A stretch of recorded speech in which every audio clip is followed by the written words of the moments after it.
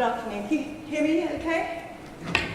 I want to talk to you about the importance of considering use and making comparative assessments when determining the significance of Victorian and early 20th century church interiors. And these are, as we just said, reflections from my PhD study. Between 2007 and 2015, I researched and wrote a PhD thesis which aimed to assess the effectiveness of the Church of England's guidance for writing statements of significance. I was particularly interested, as a former conservation officer, in researching how the Church of England's conservation policy related to that of the secular world, and whether the characterisation-based methodologies I'd used for my former projects as a conservation officer could be of value when assessing the significance of historic churches. In pursuing these two objectives, I formed two conclusions which I believe to be of particular relevance to the conservation of Victorian and early 20th century church interiors. The first is the importance of including a consideration of the past and present use of the building as part of any assessment of significance. And the second is the importance of comparative asset studies in determining significance. Developments in conservation philosophy over recent years have been of particular relevance for historic churches. The concept of preservation, with its related assumption that a building's stylistic development has a finite moment, after which modern intervention should take place only in the form of like-for-like repair, no longer represents the normative position.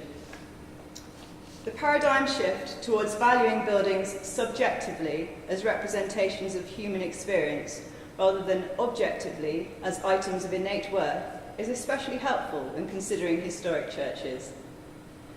The practice of understanding the significance of a building through identifying the values it holds includes the consideration of the use of a building, not only historically, but also in contemporary life. This broadening and understanding of a building's significance allows for the appreciation of its former roles, whilst acknowledging the physical representation of these past stories is only part of a continuum whose further development should be acknowledged and facilitated. Contemporary modern conservation philosophy, therefore, has developed a system whereby historic buildings can be appreciated in such a way that their historic integrity is maintained without preventing their future development. By following the English Heritage Historic England conservation principles, the evidential, historical and aesthetic value of a church could be explored, whilst at the same time considering the significance of the church in terms of its past and present use, its communal value. Any future development of the church would take place without these values being compromised, and ideally allow them to be enhanced. Values-based conservation, however, is largely dependent on professional knowledge of building conservation. The requirement for professional assessments of significance is strongly resisted by the Church of England on economic and pastoral grounds.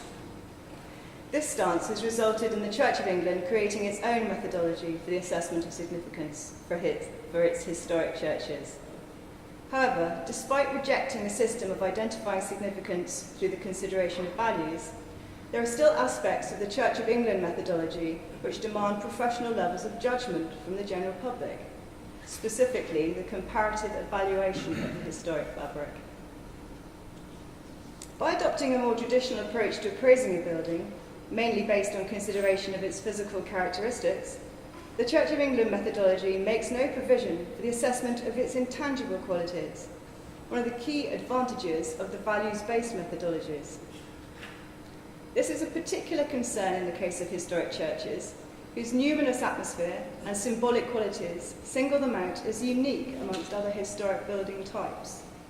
As Philip Larkin described, a serious house on serious earth it is, in whose blent air all our compulsions meet. Let me show you an example of one of the weaknesses in the present system. Say that.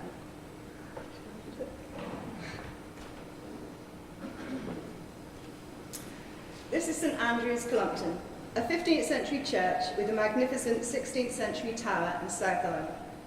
The chancel was rebuilt by Edward Ashworth between 1848 and 1850 in a style described by Pevsner as tactful. With a stone reredos, grand perpendicular star windows, and a roof modelled on the nave. The whole was paid for by William Froud, engineer to Brunel, who lived in Clumpton and worked on that section of the Great Western Railway. The style of worship at St Andrews has undergone significant changes since its mid-19th century restoration, and today the high altar and chancel are unused. As a consequence, the congregation have found a new use for the east end of the church. I would suggest all sense of the chancel as the focal point of the building, the culmination of the decorative design of the interior, has been interrupted. The understanding of the liturgical significance of the space is entirely lost, along with its atmosphere of reverence. If the significance of the former liturgical use of the church had been appreciated, reordering to accommodate current worship practices could have taken place without such a severe visual damage to the building's character.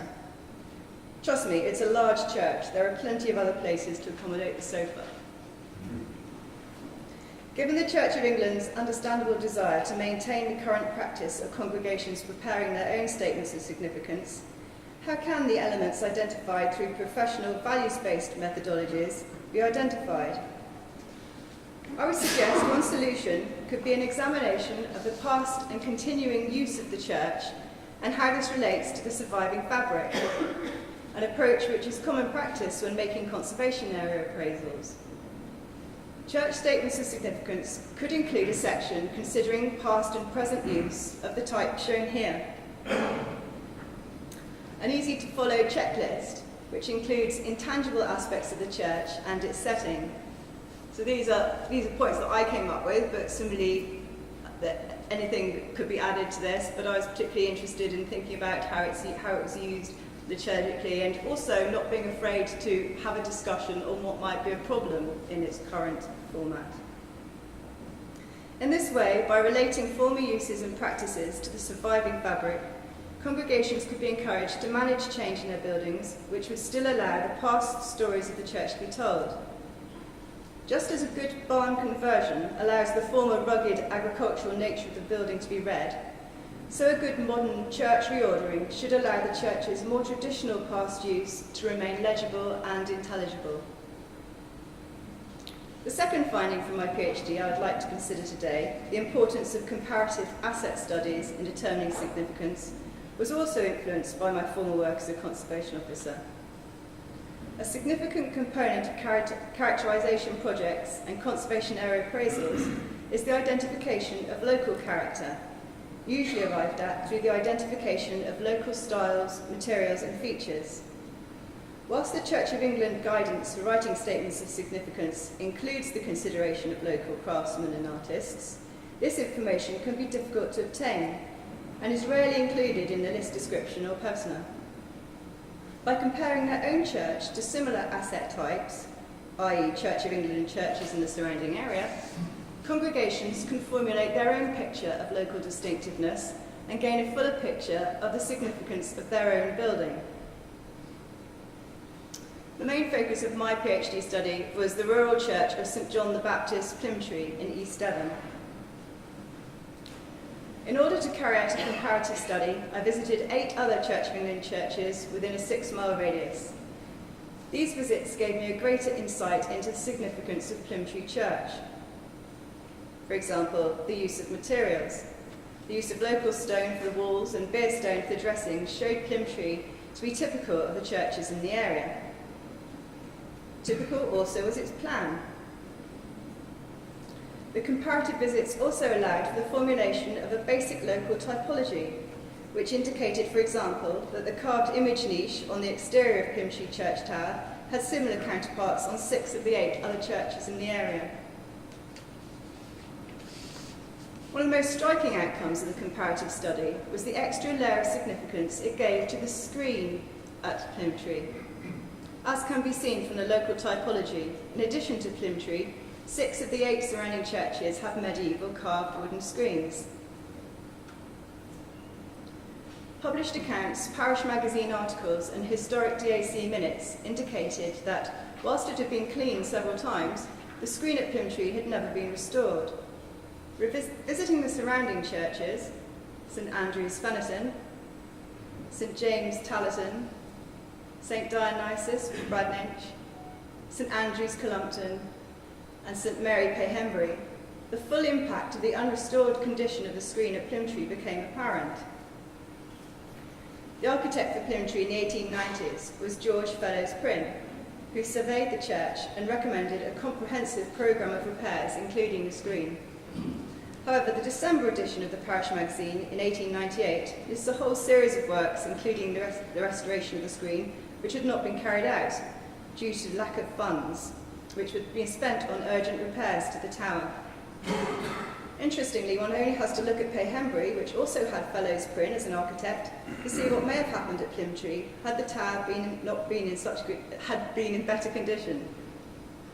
By the time the funds had been raised, it was the beginning of a new century, and the church appointed an SPAB architect, William Weir, with the result that when the antiquarian Beatrix Cresswell visited the church in 1911, she noted that the repairs had been judiciously carried out and that no signs appear of that glaring renovation which so frequently mars the appearance of an ancient church.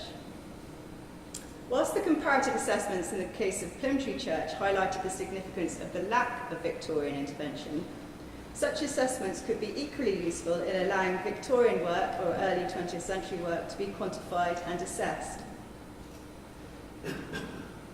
Using a system of weighting, similar to that advocated by English Heritage for measuring change in conservation areas, the relative amounts of Victorian work could be quantified prior to any qualitative analysis taking place.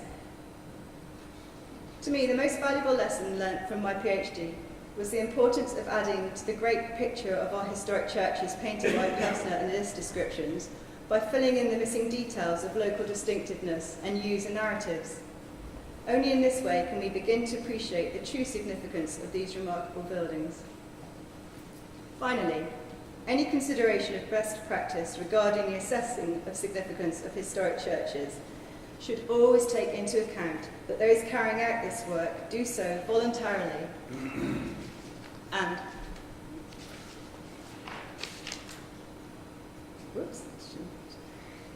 as this former Archdeacon of Exeter noted 25 years ago in a letter to the Times, they do so heroically. Thank you. Thank you very much indeed.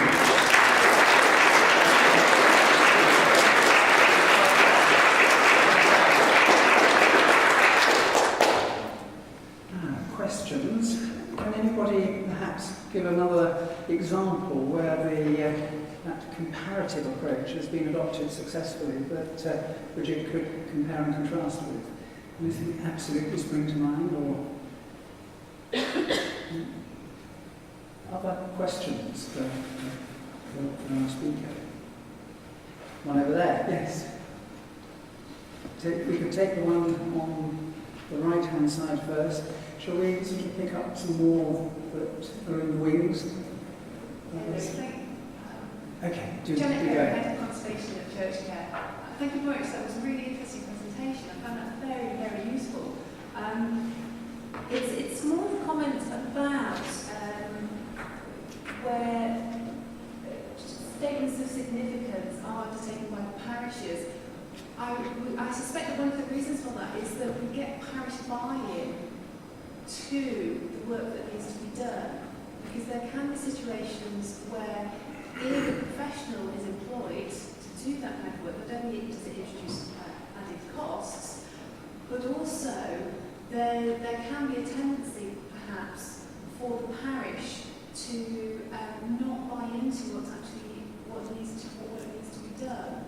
And so if you do have the parish involved in preparing their statements of significance, then there is that level of buy-in to what is significant and also what needs to be done. I don't know what your experience of that has been. That would be very interesting to know. So is there a notch on the side? Tell you what. Yes, that's all right. Yes? Can you hear me? Yeah. For what I did at the end of my PhD was I formulated my own guidance for writing a statement of significance, and it was predicated on the idea that for that it should be done by local people. And I was very much trying to use the language that we use writing conservation appraisals, because whilst those often are written by conservation officers, they have to go out to public consultation. They've at least got to be understood by the general public, if not actually have them write them. So yes, I mean, that was part of what I was looking at, was to make sure that anything that you do could be done, as in, apart from, as you recommend yourselves, in the case of extremely complex historic churches. Any other questions? Yes, right at the back, blue shirt, microphone on the way.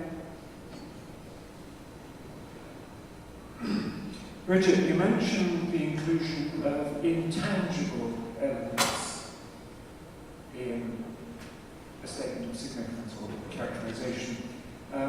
Could you say a little more about that? How we touch the untouchable? Yes. So the thing that I'm thinking about, and I only ever, the weakness of my PhD is I only ever had one case study, which was St John the Baptist Ministry. But the intangible qualities in that I was wanting to, that occurred to me using the formula that I created, was the sense of light in the building. It had 3 large, unusual 16th century windows on its northern wall.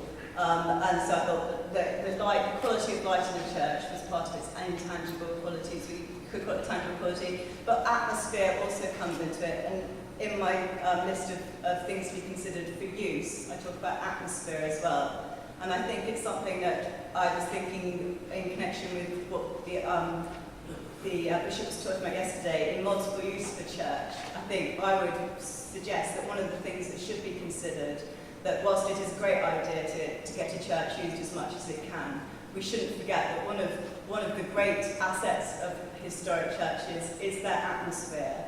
And it can be increasingly in our world, which is so materialistic and so busy, to have a space apart, which you can only really get in a historic building of this nature, is something that we should be definitely identifying as part of their significance.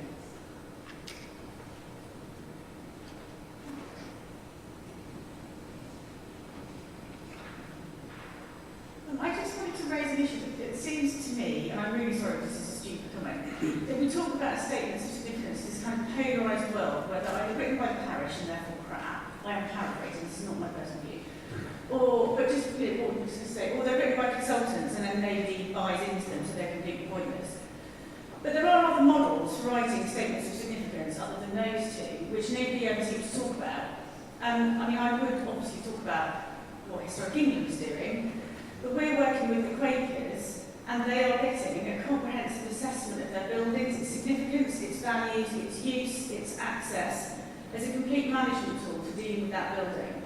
That the statement of significance is being written by a consultant, but the nature of the project involves a direct contribution of volunteer labour at each meeting house to provide information to the consultant, who then discuss it with them on site, who then give them a copy of the draft before it's finalised, and it's jointly funded by us and Religious Society of Friends, so they do have ownership over something which is professionally written.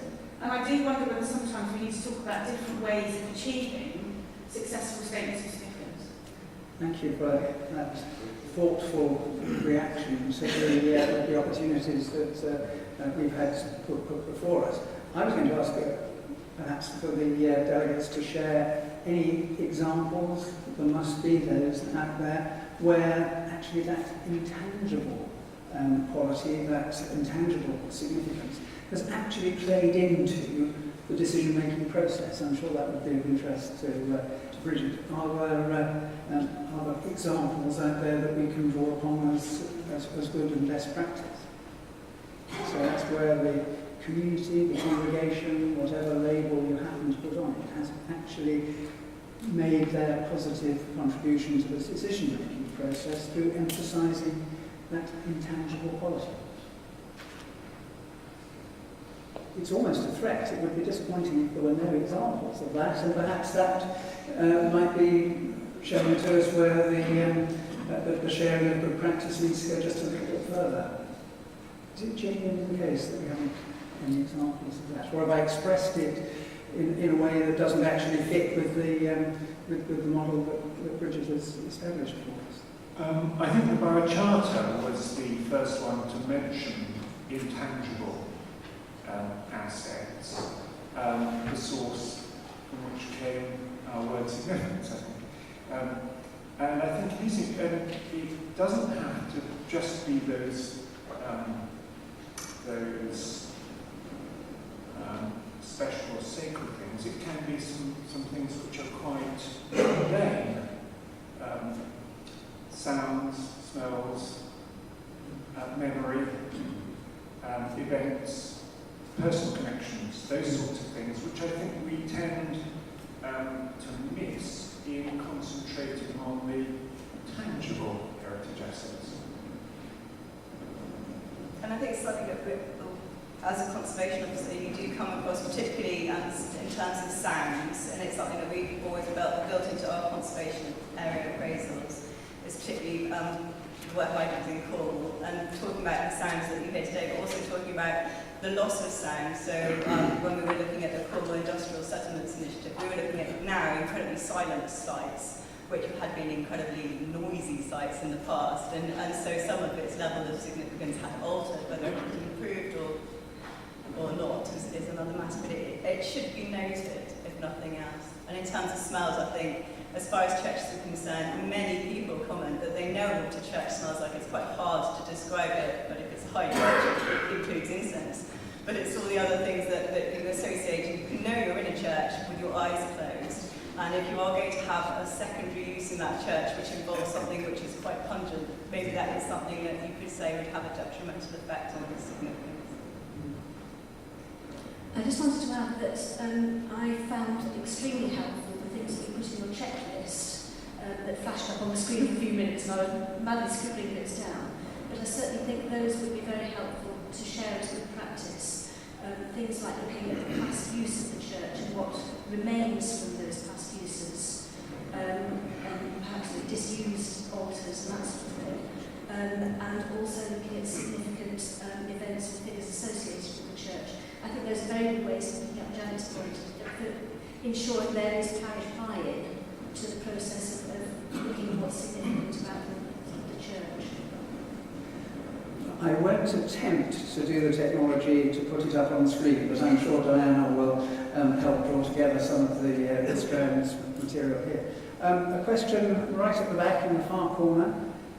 I wonder if there are any views in the room about the proportion of statements of significance that are useful and or otherwise are. My personal experience is perhaps 5% are really good to a professional standard. Maybe 20% gives sort of basic knowledge that can then be built on and helped, and most of the rest are pretty useless actually.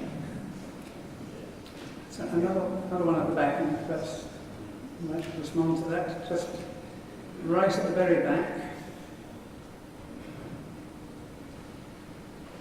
I think what I said, Chris, is that a statement of significance is a tool, it's a movable feast, and yes, when we first see them, they're often not very good at all, or indeed absent. And we, at the Church Buildings Council, recently got together with amenity societies, and not unanimously, unfortunately, but by and large, the people at that meeting agreed that we would not attend site visits and write reports unless statements of significance and need were available. Now, we have stuck to that pretty much rigidly.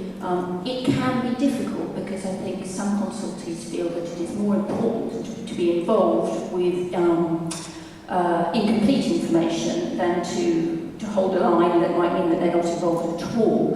But there are opportunities during the consultation process and indeed at DAC level to ask for significant statements to be improved and suggest ways in which they can be improved. And in our experience, you often get a good response for that. So I think we have to see them as a tool to encourage parishes to think carefully about their buildings. I know they're not all great, but I think we're moving in the right direction. Well, that's a very positive trend identified. Perhaps the key word here is one of facilitation and helpfulness, and that's what's shining through to me from the comment there. It may very often simply be a matter of triggering a thought, and perhaps that's something that you saw in the work that you were doing down in the southwest. Yes, I've got a rather prosaic answer actually about in terms of the quality of statements of significance, that I didn't concentrate on other parishes' written statements of significance because another study was going on that was doing that work itself. But when I had to justify that in my methodology for why I hadn't gone down that line, I was able to say that I had looked at 20, and the average length of them was one side of A4. So it was almost like there wasn't enough information to work on. More questions? Sorry. Yes. The microphone is coming as quick as we can. Robert Fuchs, I'm the Deputy Chancellor of Worcester. There have been one or two references to a decision at Evesham, and I just thought, in the context of the statement of significance, if anybody reads it and gets that far about paragraph 35, I do a slight analysis of the statement of significance I've given. It was 144 pages long. It mentioned Frederick Preedy, the Victorian architect, over page 65 to 66. That's the only mention in the text. The ensemble was referred to for likeness, and it was the ensemble of all the reordering that he had done. There weren't any objections, I don't think, from any body that was consulted. But apart from historic England. The problem with that statement of significance was it was so long that everybody thought it must be good. But when you looked at a bit about this architect, first of all, the references to the diagrams, the wrong diagrams, and then there was a reference to a polemic about removing 24 reasons for removing pews, which of course was the reference to the polemic to remove box pews to replace with the benches which Preedy had put in. So that was completely his thing. Then there were detailed diagrams which assessed the works and the architects, or in previous cases, the glass and the fittings. And in every case, he came out low, the bottom possible category. So I asked them to send me some. There was no one to speak to it. The author wasn't there. And they sent after the hearing the methodology they used for ascribing a value. And they said the Church Building Council's guidance they used, low said local architect.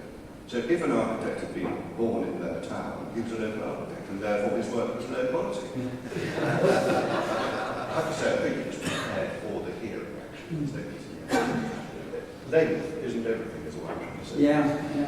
And that does highlight the matter that was raised yesterday, which is the current problem that in general statements of significance are only written when the parish have already decided what they want to do. And part of what I recommend is that a statement of significance should be written separately, and in fact you should be using significance as a tool to decide what is our church telling us we can do. Because now we've looked at it, we've got to know it, we understand it. And in almost all churches, there'll be some area, even if it's only a very small one, where something could happen which would take on the continuum of change and could even enhance the character of the building, as opposed to doing it the other way around, which is when you get your low values, inevitably, because there's an agenda. But even if the timing is right, I think we all recognise that brevity is a virtue. So I have three questions that I think will have to round us off, but if we could perhaps start with Richard over on the left-hand side and move seamlessly across the room. Most parishes great majority of parishes will only ever come to writing statements of significance once, whereas I suspect everybody in this room has read half a dozen in this sort of time. It's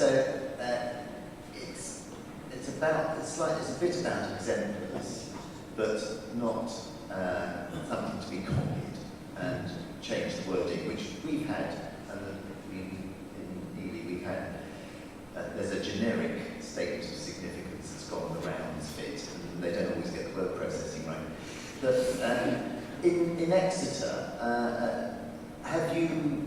been able to get parishes to use your methodology?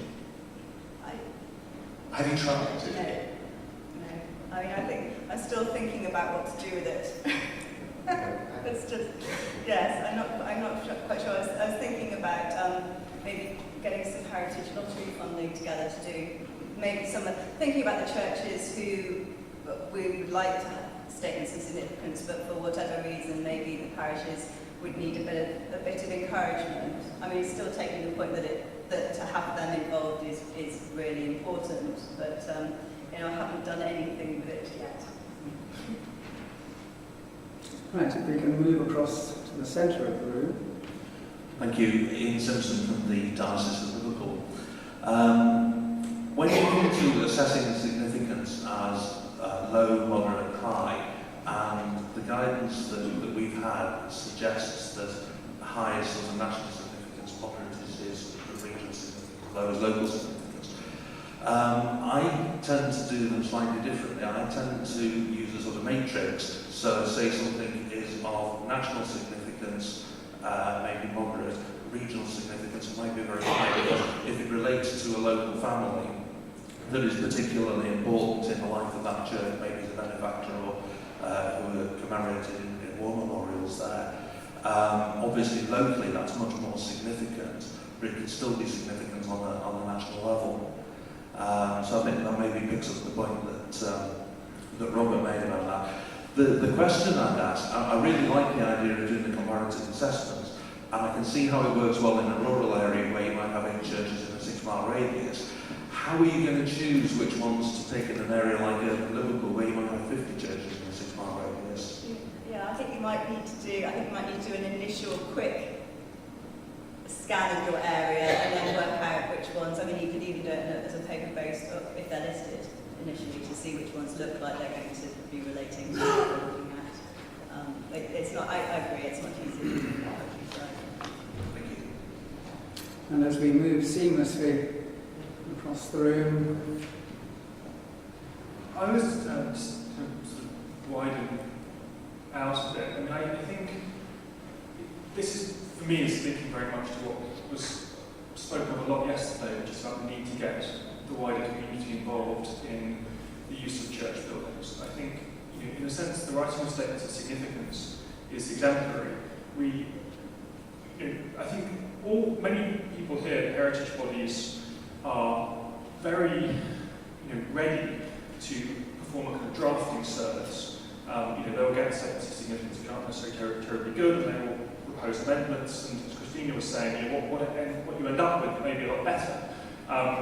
Parishes that can afford it can, get their statements of significance written by heritage consultants. But I think fundamentally, what we're often doing is respecting PCCs, which are very small, which don't have a lot of energy, often, particularly not for this kind of activity, certainly very little expertise, to, in addition to, running their buildings, dealing with insurance, to be kind of architectural historians, or local historians. And actually, that is what they will have to do for as long as they have primary governance of the buildings. But actually, it seems to me that, if the governance of the buildings and involvement in the maintenance of the buildings could be, shared with other members of the local community in the first instance, then you would have a much wider pool of interest and expertise potentially to draw upon for doing these things. So it seems to me this emphasises the need for possibly quite radical change to get local communities and secular users of church buildings to shoulder a much greater degree of responsibility for their maintenance and preservation going forward.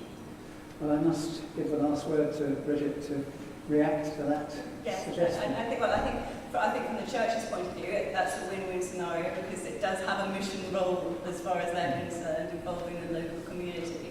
And I think anyone who lives in a rural or town area knows that within their local area there are untold amounts of expertise that can be tapped into. So it can only be a positive thing to spread the net wider, and also to get back to the point that Linda made earlier. the fact that with some buildings, whilst there can be an excellent role for people involved in information gathering, they may need some professional input at some level when it comes to actually evaluating what it is that they've researched. Well, thank you very much indeed for, again, stimulating lots of contributions from the delegates.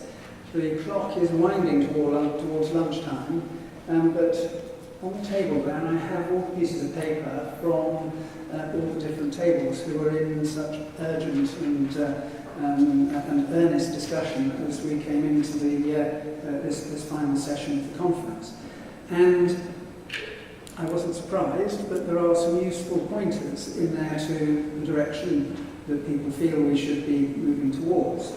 And I'm not saying that any particular one is right, but prompting sometimes the obvious. One of the things that came out very strongly many times in the pieces of paper was the importance of objectivity, actually balancing the fact against a perception. And that's really quite challenging in terms of the untouchable, the intangible heritage. Very clear in a number of the discussions that were going on around the tables was that very point was made at the end, that actually heritage supports, very correctly supports mission.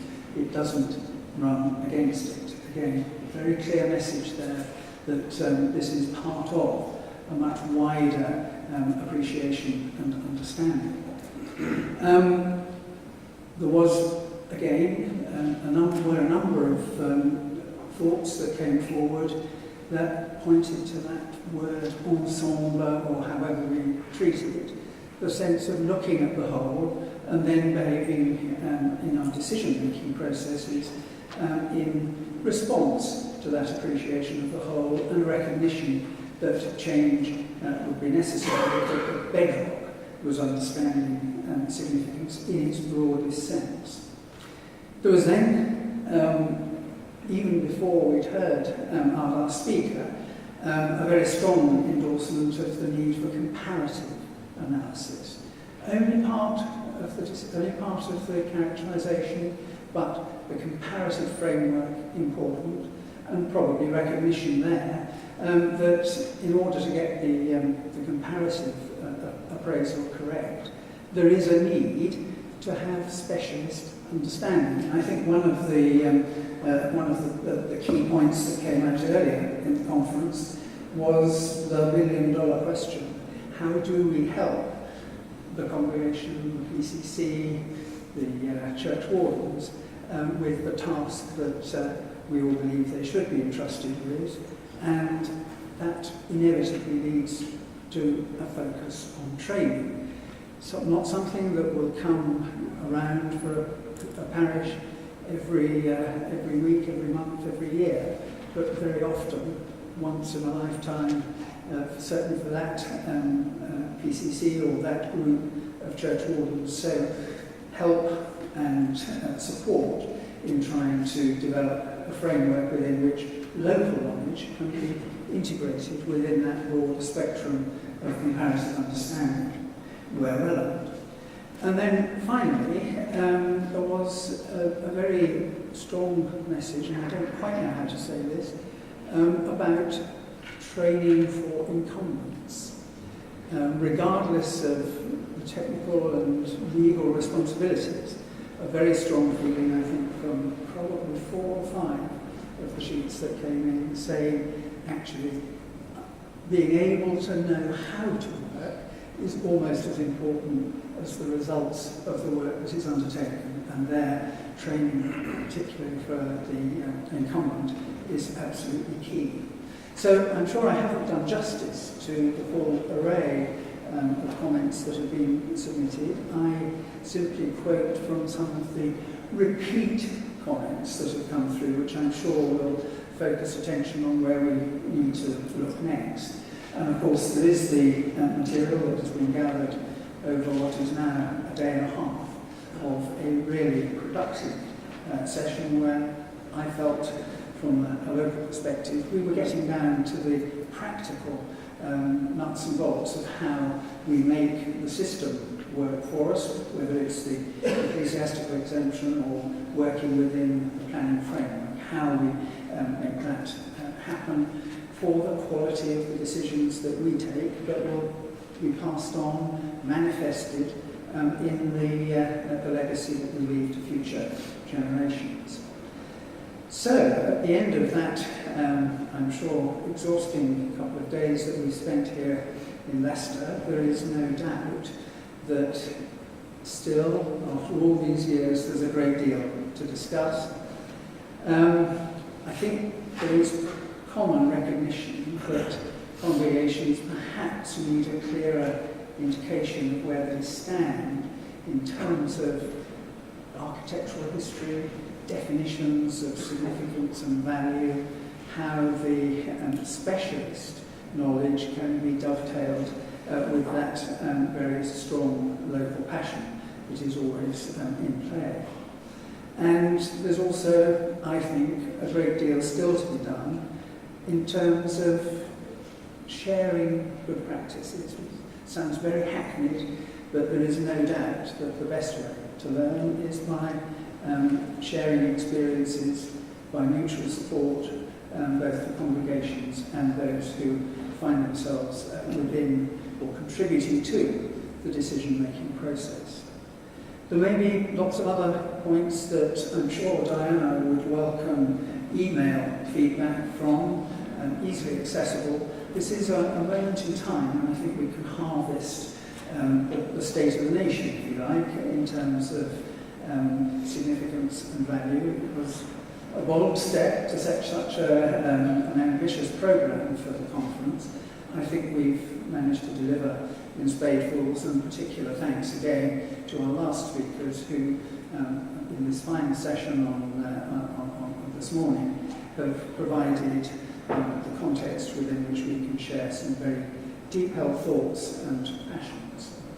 Talking of which, you must have a passion if you're organising a conference like this, so it really remains for me to thank on behalf of all of you the speakers who've contributed. Without them and their time and their skill has made this an extraordinarily worthwhile opportunity coming together.